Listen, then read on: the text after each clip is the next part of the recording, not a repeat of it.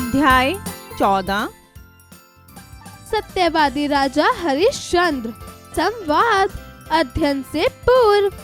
बच्चों, हमें हमेशा सत्य की राह पर चलना चाहिए। दादी जी, ये सत्य की राह कैसी होती है? कल्याण की भावना को हृदय में बसाकर चलने वाला व्यक्ति ही सत्यवादी होता है। बच्चों, तुम्हें भी इसी राह का अनुसरण करना चाहिए। क्यों दादी जी? क्योंकि जीत हमेशा सत्य की होती है। संवाद का मूल तत्व। प्रस्तुत संवाद में यह बताया गया है कि विपरीत परिस्थितियों में भी सत्य और धर्म का साथ न छोड़ने वाले आदर्शवादी राजा हरिश्चंद्र के पद चिन्हों का हमें अनुसरण करना चाहिए। पर्दे के पीछे से सतयुग की बात है। हरिश्चंद्र नाम के एक राजा थे। वे क्षत्रिय कुल में पैदा हुए थे। वे बड़े सत्यवादी तथा दानी थे। एक दिन उन्होंने अपना राज्य मुनि विश्वामित्र को दान में दे दिया। कुछ दिन बाद मुनि विश्वामित्र पधारते हैं। हरिश्चंद्र: प्रणाम मुनिवर, आसन ग्रहण कीजिए। विश्वामित्र: बैठे बैठे। राजन, आपने मुझे पहचाना कि नहीं? हरिश्चंद्र: हे मुनि श्रेष्ठ, आप तो सर्वज्ञ हो। त्रिलोक में ऐसा कौन है जो भला आपको न जानेगा? विश्वामित्र: मैं आपसे आज कुछ मांगने आया हूँ। हरिश्चंद्र: अहो भाग्य मेरे, बताइए आपको क्या चाहिए? विश्वामित्र: मुझे आपका समस्त राज्य चाहिए। राजन, कहीं आप अपना दान किया राज्य वापस तो न मांग लेंगे? हरिश्चंद्र: महाराज, सारी पृथ्वी आपकी, मैं आपका। दान दी हुई वस्तु को मैं कभी पुनः प्राप्ति की इच्छा में नहीं लाऊंगा। सुनिए, यह मेरी प्रतिज्ञा है। चंद्र टरे, सूरज टरे, टरे जगत व्यवहार पे दृढ़ श्री हरिश्चंद्र को टरे न सत्य विचार। विश्वामित्र: अब महादान की दक्षिणा कहाँ है? हरिश्चंद्र: वह भी दूंगा मुनिवर। क्या हुआ यदि खजाना अब मेरा नहीं है, परंतु मेरा शरीर तो है? विश्वामित्र: 1 महीने उपरांत यदि मुझे शरीर रूपी दक्षिणा ना मिलेगी तो मैं तुम्हें कठिन ब्रह्म दंड दूंगा। हरिश्चंद्र: मुनिवर, मैं ब्रह्म दंड में उतना नहीं डरता जितना सत्य दंड से। नेपथ्य से राजा हरिश्चंद्र अपनी पत्नी शैव्या और पुत्र रोहिताश्व के साथ अयोध्या को छोड़कर काशी वाराणसी आ गए, क्योंकि अयोध्या नगरी वह विश्वामित्र को दान कर चुके थे, परंतु अपनी प्रतिज्ञा अनुसार अभी उनका महादान की दक्षिणा देना बाकी था। हरिश्चंद्र: आहा, धन्य है यह काशी, तुम्हें अनेक प्रणाम हैं। काशी की शोभा कैसी निराली है, इसे देख मन चित्त अति प्रसन्न हुआ। चला जा रहा है, किंतु विश्वामित्र जी को राज्य दान करके जितना चित्त प्रसन्न नहीं हुआ, उतना अब बिना दक्षिणा दिए दुखी होता है। हाय, कितने कष्ट की बात है। राजपाट, धन धाम सब छूटा, अब दक्षिणा कहाँ से दूंगा? क्या करूं, कुछ समझ में नहीं आता। कुछ सोचकर मैं उस बाजार में खड़े सेठ को स्वयं को बेच दूंगा, ताकि मेरे द्वारा प्राप्त मुद्राओं में से मुनिवर का ऋण उतार सकूं। यदि सेठ तुम्हें और पुत्र रोहिताश्व को भी खरीद लेगा तो अच्छी बात होगी। अच्छा तो चले। हाय, ऋण भी कैसी बुरी वस्तु है। इस लोक में वही मनुष्य कृतार्थ है जिसने ऋण चुका देने का कभी क्रोधी और क्रूर लेन देन की लाल लाल आंखें नहीं देखी है। शैव्या, आर्य पुत्र, ऐसे समय में हमको छोड़ जाते हो। स्त्री को अर्धांगिनी कहते हैं, इसलिए पहले बायां अंग बेच लो, तब दायां अंग बेचो। बालक, हमको भी कोई मोल ले लो तो भला उपका लो। नित्या, शैव्या को घर का कामकाज करने के लिए एक व्यक्ति ने खरीद लिया। पुत्र भी साथ में था। हरिश्चंद्र को एक शमशान मालिक ने खरीद लिया। इस प्रकार प्राप्त धन से हरिश्चंद्र ने दक्षिणा चुकाई। शमशान मालिक हरिश्चंद्र से, जाओ अभी दखिनी मसान, ले वहाँ कफन को दान। जो कर तुमको नहीं चुकावे, सो कर ये करनी ही नहीं पावे।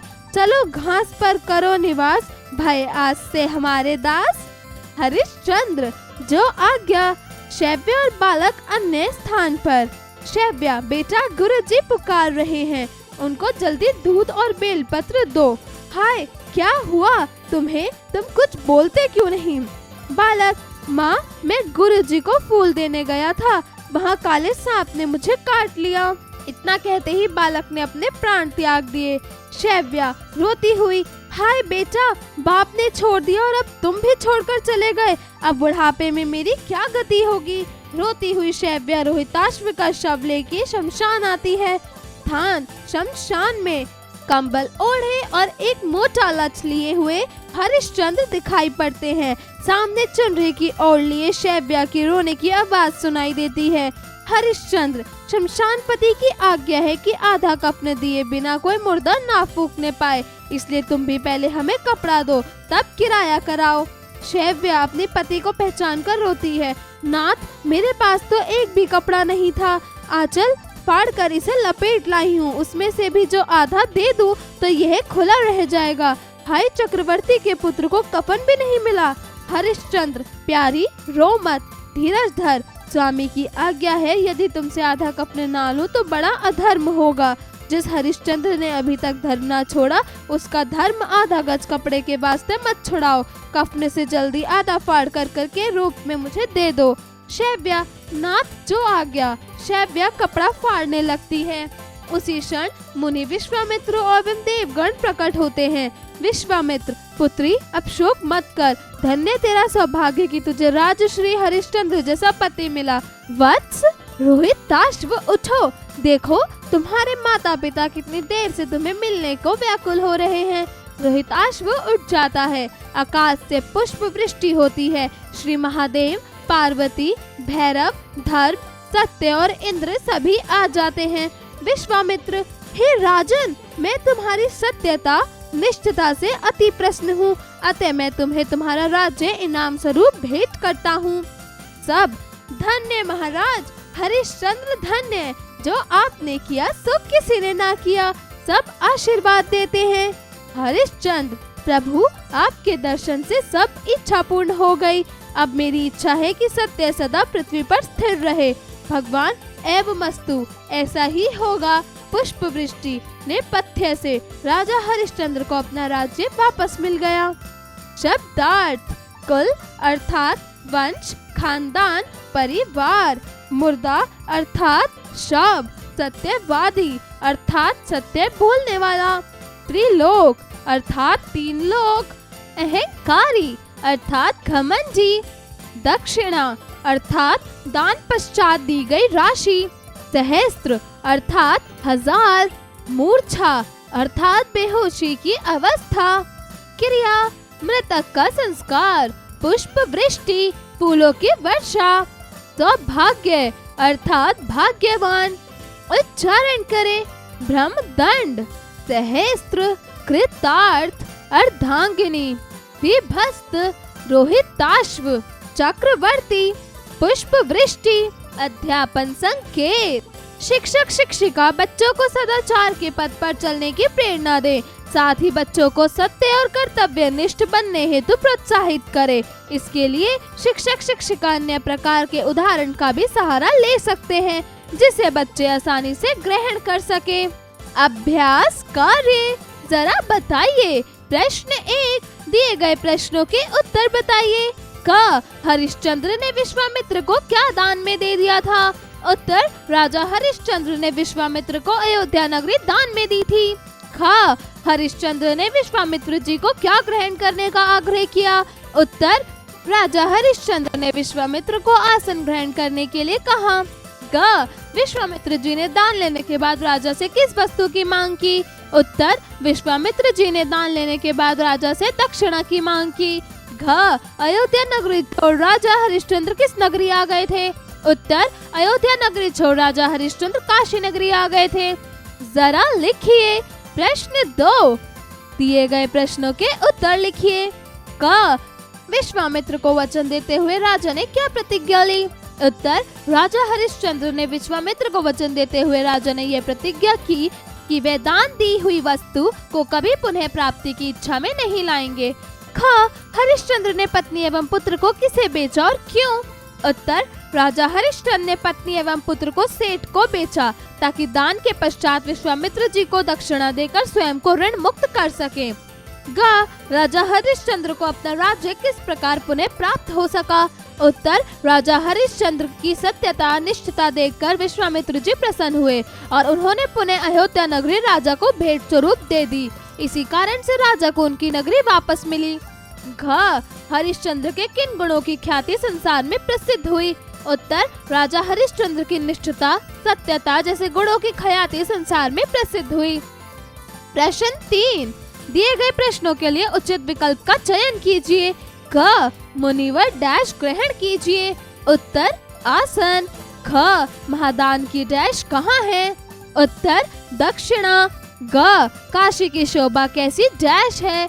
उत्तर, निराली। घ डैश की आज्ञा है कि आधा कफन दिए बिना कोई मुर्दा ना फूकने पाए। उत्तर, शमशान पति।